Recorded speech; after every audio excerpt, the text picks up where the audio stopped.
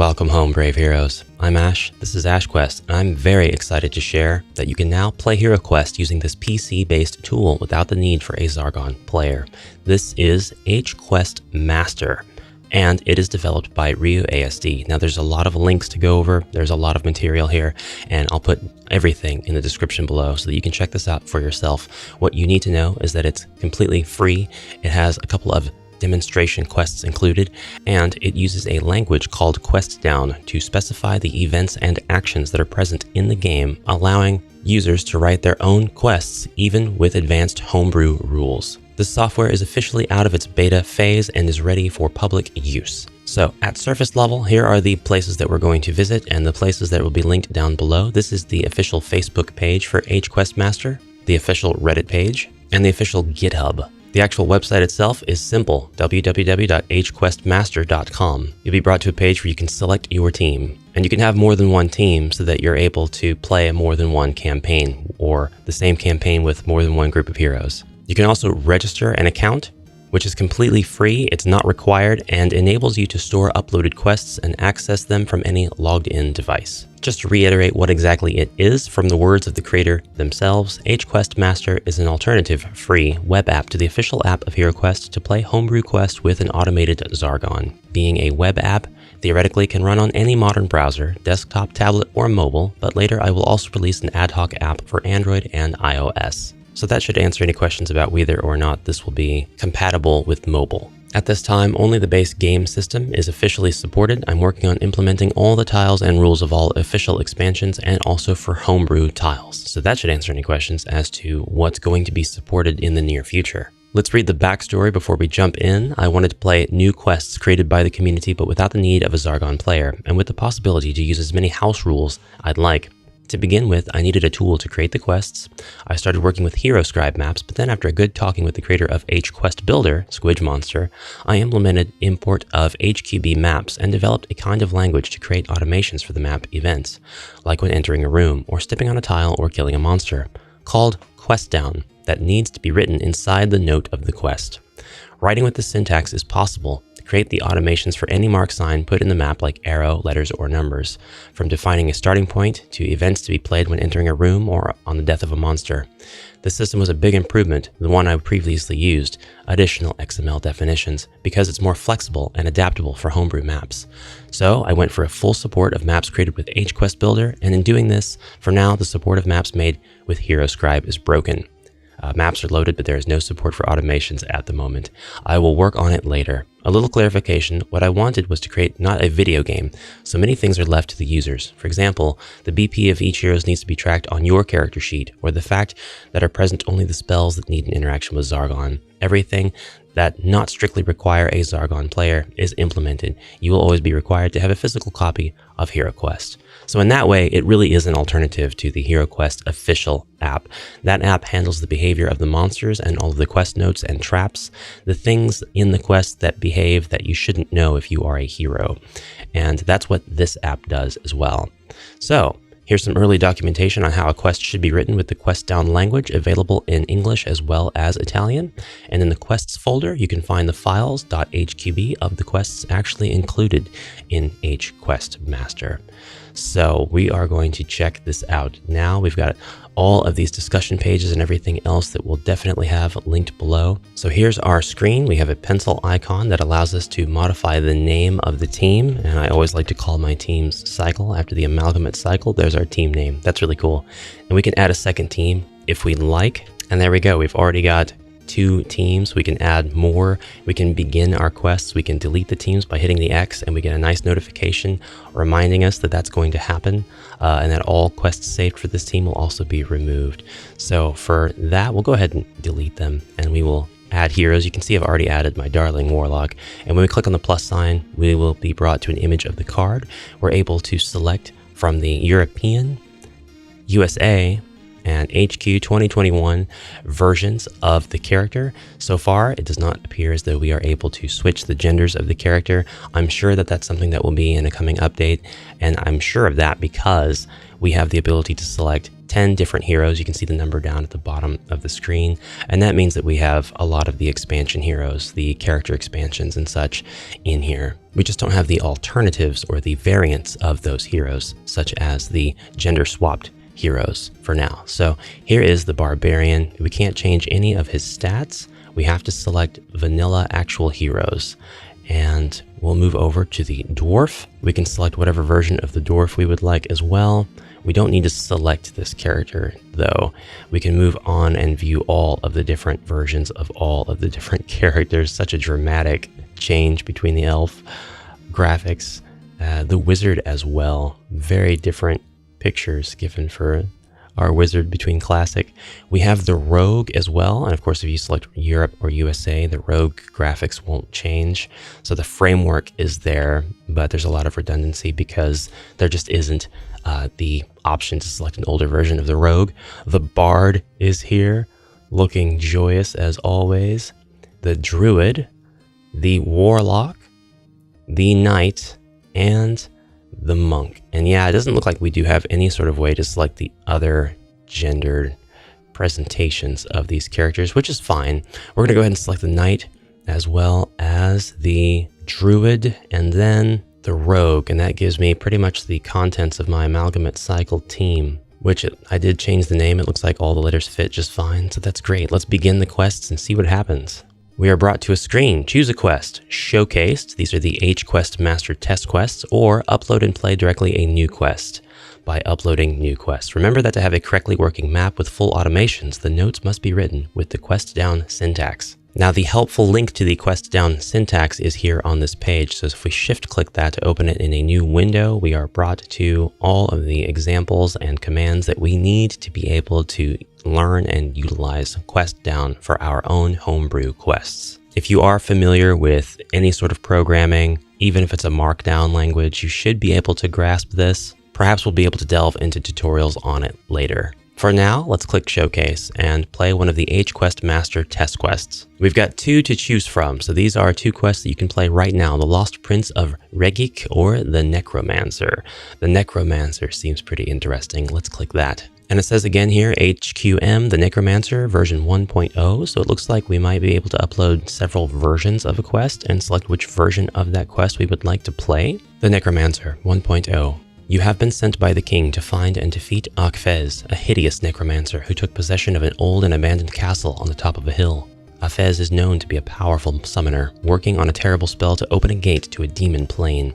You must hurry and kill the wizard before the gate is open. You don't know what kind of horror it may unleash. Written by Agorg. Let's play. Now, as they did disclaim, we will need the physical board, HEROQuest, all the pieces and everything laid out to keep track of what's going on our end. I won't worry about laying out that board at this time. We'll just kind of pretend that I do have it open, and we'll be very liberal in our choices. So we get the same pretext of the quest here, click OK, and then we are able to move our heroes on the board. Now this is a giant canvas. We can click and drag this board. We can use the scroll wheel to zoom in and out on the board. Right clicking does the same thing as left clicking so far. We can right click on the hero. We see a 0. That means 0 spaces. We've got little footprint icons right here. This is as far as I can zoom in, by the way. This is as far as I can zoom out. And we can use the icons, the UI on this edge of the screen to do even more. We've got the ability to center the camera or reset it. That's what the R here is for. We've got pluses and minuses to zoom in and out. We can select a hero to open their actions menu. We can click Zargon's turn, and we have two more options here. One for full screen, very helpful, and one that will allow us to log into the site or go back to selecting our heroes or selecting our quest. So in order to complete this quest, let's select the knight, and then we have the ability to search, cast a spell, use ability, use, or kill. I believe kill is how we keep track of just killing off our heroes, right? If we click search, we can choose traps, treasures, secret doors, or all. Now this is where I say the creator is very mindful of homebrew rules and abilities and things like that that would allow us to be a little more flexible in our turns whenever we're wanting to do things like search for all. So if we search for all, search for traps, yes or no? Yes. No trap found. Search for treasure? Yes or no? Yes. You don't find anything. Okay. Search for secret doors? Yes. No secret door found. All those happened one right after the other. Let's click. We don't have one for move yet. How do we move this character? Oh, we are supposed to have our dice, and we roll our dice. So plop, plop. I've rolled a 6. I should be able to move him 5 spaces more. And we watch as the icon moves. Do you want to open the door? That is an option given to us. We don't have to open it. That's fantastic. Say yes, though. 2 nasty goblins gnarl and growl towards you. Awesome. So we are able to use notes like this to be able to provide a full immersive experience to anybody who is solo playing our quests. This is, rest assured, part of the HQB file that actually utilizes the QuestDown syntax to include a note like this. So we hit OK, the 2 goblins are placed on the board, and so is the fireplace. I've got a couple of observations to make, and as this is just out of beta, it only makes sense that there are going to be things that we find that seem a bit off or unnatural. We might even find a bug, although I do hope that that's not the case. It is certainly possible. There is a lot of what looks like image artifacting here in the tiles near the grid lines.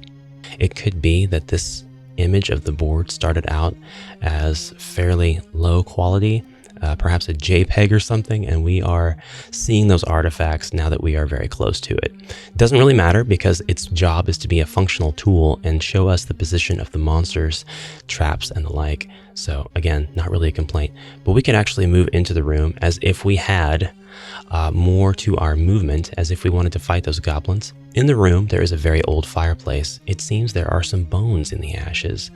And if I want to click on night, I can continue to use actions of any kind that I want to. So, this correctly tells me that the knight cannot search for traps because there is at least one monster in his line of sight. Awesome. Let's see what happens when I click on the monster. I actually get the option to wound it or not. And if I click the plus sign, this inflicts 1 wound on the goblin. The goblin monster has exceeded its body points. 1, do you want to remove it from the game? I could say no. It's going to ask me every time I apply a wound, which is reasonable, but I can say no because this might be a boss goblin. So if we have our named goblins, our named monsters rather, on the board, we don't have to kill them off until they've gotten their full amount of damage. So that is another thing that agrees very well with playing the actual physical game on the board and having this simply regulate the monster's behavior. We can choose to remove the monster, so we can do that without even having attacked it. And that agrees with if we have some sort of homebrew spell or something that just removes the monster from the game, or they have to roll to 5 or 6 on their mind points in order to be able to defend against that attack. Let's go ahead and click on my warlock and have her move into the room as well, and she's going to search for everything. It looks like we get the same flavor message for each hero. That is something that I would prefer to turn off, because once the first hero hears the message, everybody at the table honestly is hearing the message. But I can kind of see the use case where 4 players might be in different places playing this remotely, and maybe one's not getting the same message that the other ones are getting, or maybe Zargon has control of this app and can see this map and everything and is just guiding the other players. So I can definitely see that it could have a use case, but I would prefer that to be a toggle. I could turn that on or off. Let's choose the Warlock's ability. We actually can choose any of these abilities on this character.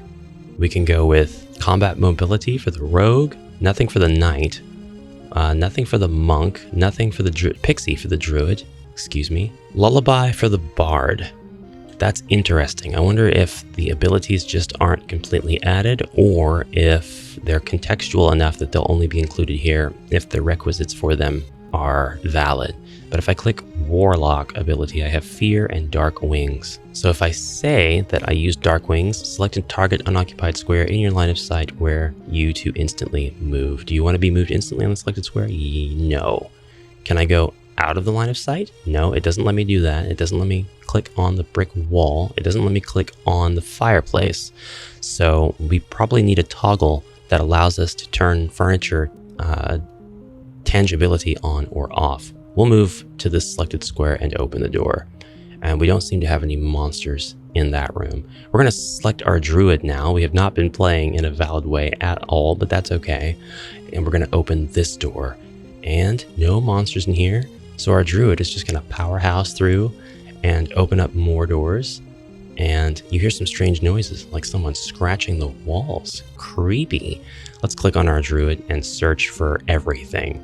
Traps, no trap found. Treasure, yes. The player must draw a card from the treasure deck. Did he draw a wandering monster card? Yes or no? Let's say yes. The wandering monster of this quest is Zombie. Place the new monster on the board. And there's where the zombie is. The zombie attacks druid with 2 dice. And it's 1 skull, 1 shield.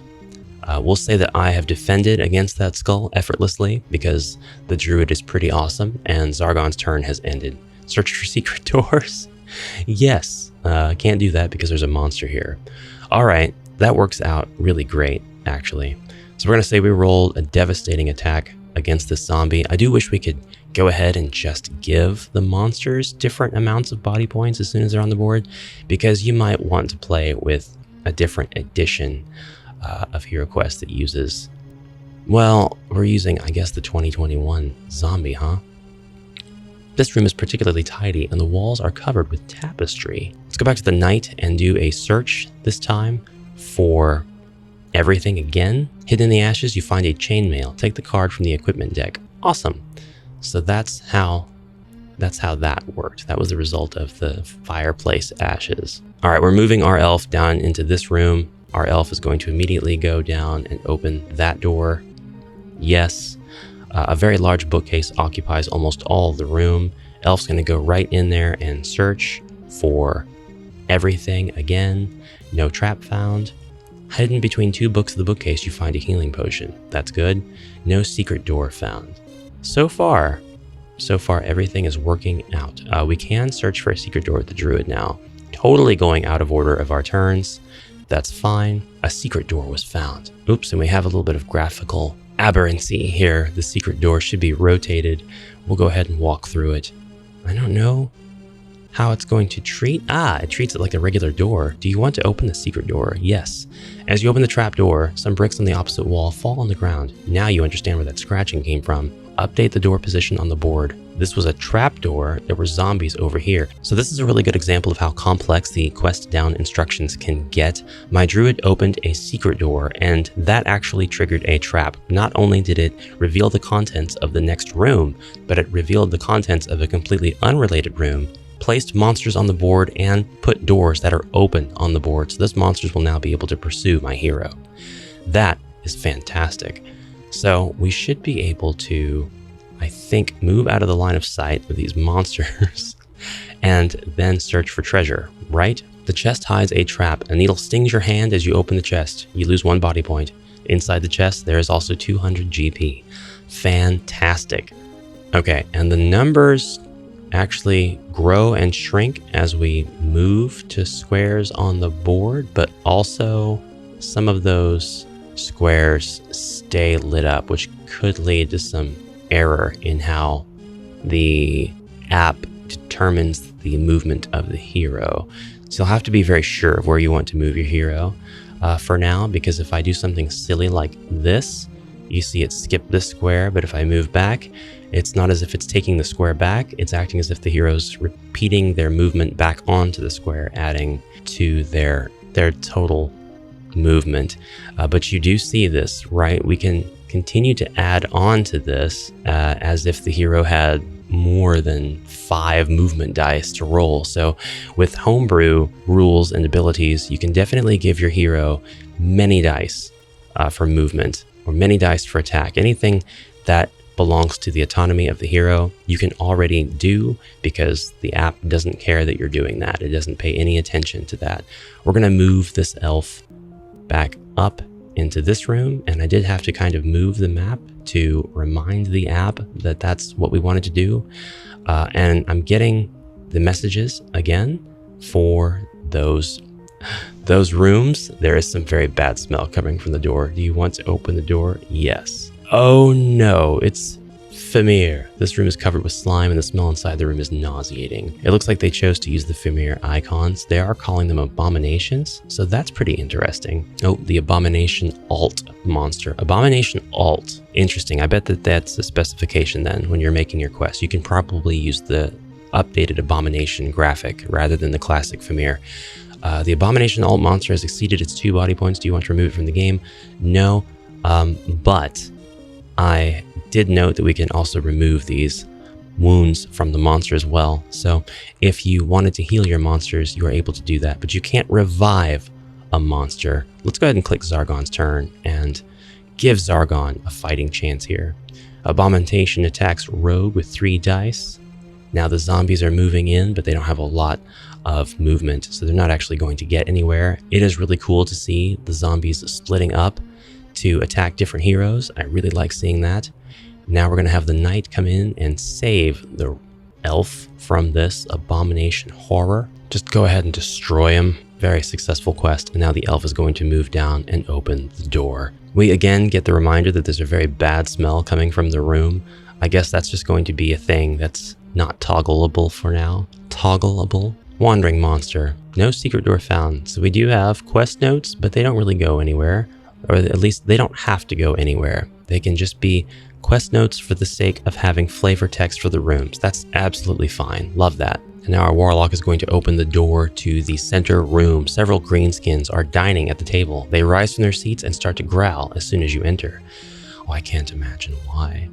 I love the idea of the center room being used as a kitchen. The warlock chants my homebrew magic spell, where she closes her eyes, lifts both her palms up front and forward, and says, and carmine, and carmine, and carmine, 3 times. Every green skin in the room dissipates into green dust. They don't roll for defense. This attack is unavoidable. The warlock, having used this very special ability, is actually able to search for all traps, treasures, and secret doors. At this time, I want to point out that casting spells is a separate action from using an ability according to the app. So when you click cast spell, you are brought to a sub-menu where you are able to choose from one of the 4 elemental suits in the classic game: air, earth, fire, and water.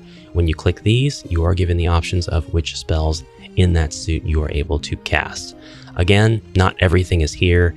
Things are missing, as in the abilities. So I think that those abilities that are missing are not ones that you use necessarily, that Zargon has anything to do with. They are things that you have to keep track of that might bump up the combat efficiency of your character. Spells like courage, for example, I would not expect to see courage in the fire spells area, and it's not.